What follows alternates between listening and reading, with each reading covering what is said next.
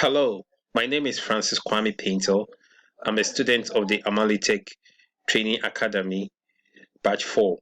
This training academy program is intended to groom us to become professional software developers. And we are so far having such an experience at the training camp in TTU, Takoradi Technical University campus. So far, the experience has been challenging and has been amazing. We have been taken through various tracks for the software development training methodologies, including JavaScript, Java itself, and web development that is enabling us to be able to develop front end applications professionally.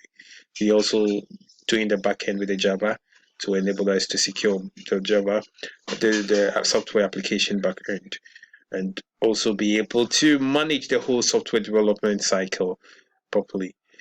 The challenge, we have most amazing lecturers who are taking us through these modalities, and sometimes the pedigree is set very high for Amalitech, so we need to work extra hard. Sometimes you have to stay overnight to complete your assignment, and you have to tease out your best of thinking to be able to complete most of the assignments, so it's making the standard great.